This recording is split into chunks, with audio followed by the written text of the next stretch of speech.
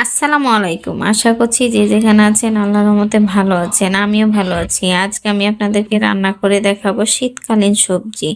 আর এভাবে শীতকালীন সবজি রান্না করে যদি আমরা ভাত, রুটি, পরোটার সাথে খাই খেতে কিন্তু খুব ভালো লাগে।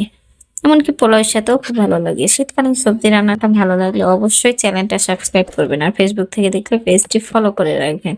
তাহলে চলুন মূল রান্নায় চলে যাই। আমি প্রথমে নিয়ে নিলাম পেঁয়াজের কলি, নতুন আলু, শিম, ফুলকপি, মিষ্টি কুমড়া, গাজর। এখন সবজিগুলোকে কেটে আমি এরকম একটা ঝাঁকায় রেখে দেবো, তাহলে এক্সট্রা পানিটা ঝরে যাবে। সব সবজিগুলোকে আমি কেটে ধুয়ে নিয়েছিলাম, ঝাঁকার উপর রেখে দিয়েছি যেন এক্সট্রা পানিটা ঝরে যায়। চুলার উপরে একটা প্যান বসিয়ে আমি দিয়ে দিচ্ছি পানি। এখানে আমি হাফ কাপ পানি দিলাম। দিয়ে দিচ্ছি লবণ 1 চামচ, হলুদ হাফ চামচ, মরিচের গুঁড়া দিলাম হাফ চামচের কম, যে যেমন ঝাল খাবেন। ধনিয়া গুঁড়া দিলাম হাফ চামচের কম। এমন শেষ চামচ দিয়ে এখন একটু মশলাগুলোকে নেড়ে দিলাম। পানিটা যখন ফুটে এসেছে এখন সবজিগুলোকে ঢেলে দিচ্ছি। আর এভাবে সবজিগুলো রান্না করলে কিন্তু খেতে খুব মজা হয়। অবশ্যই একবার এভাবে ট্রাই করে দেখবেন। দেওয়ার পর আমি একটু নাড়িয়ে দিচ্ছি। ঢাকনা দিয়ে ঢেকে দিয়েছিলাম, এটা স্কিপ হয়ে গেছে। আমি 2 মিনিট পর ঢাকনাটা উঠে নেড়ে দিচ্ছি। অর্থাৎ সবজি দেওয়ার পরে যখন দেখবেন পানিটা ফুটে গেছে তখন এভাবে নেড়ে দিবেন। আর দেখেন কালারটা কত সুন্দর এসেছে।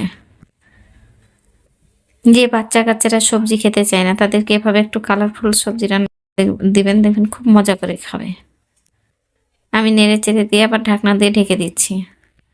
আমি একেবারে 5 মিনিট পর ঢাকনাটা উঠালাম। ততক্ষণ আমার সবজিগুলো কিন্তু সিদ্ধ হয়ে এসছে। সিদ্ধ হচ্ছে আমি একটা বাটিতে ঢেলে নিলাম। আমি এখন সবজিটাকে তেলে দিব। তেলেই বলেন বা বাগারে বলেন, যে যেটাই বলেন। আর সবজির কালারটা দেখেন না কতটা সুন্দর এসেছে।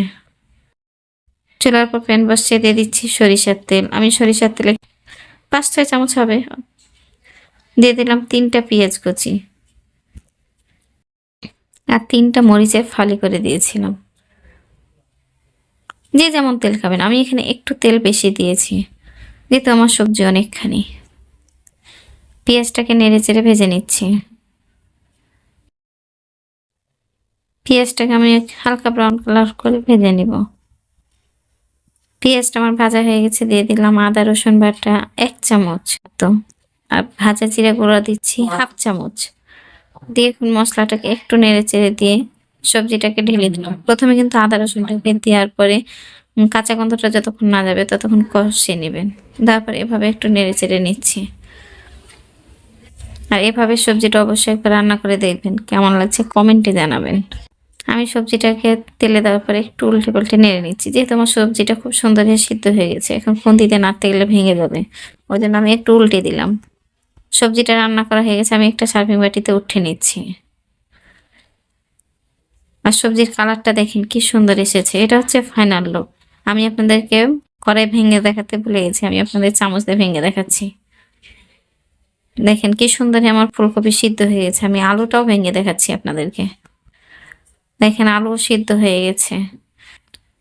আমার সবজিগুলো খুব সুন্দরভাবে যে সিদ্ধ হয়েছে আমি আপনাদেরকে ভেঙে দেখিয়ে দিলাম। সবজি রান্নাটা যদি ভালো লাগে অবশ্যই লাইক দেবেন, লাইক দিতে ভুলবেন না। যারা চ্যানেলটা সাবস্ক্রাইব করেছেন তাদেরকে তো অসংখ্য ধন্যবাদ। যারা চ্যানেলটা সাবস্ক্রাইব করেননি প্লিজ চ্যানেলটা সাবস্ক্রাইব করেন। আপনাদের একটা সাবস্ক্রাইব আমার জন্য অনেক মূল্যবান। আর অবশ্যই কমেন্ট করে জানাবেন শীতকালীন সবজি রান্নাটা কেমন হয়েছে। আল্লাহ হাফেজ।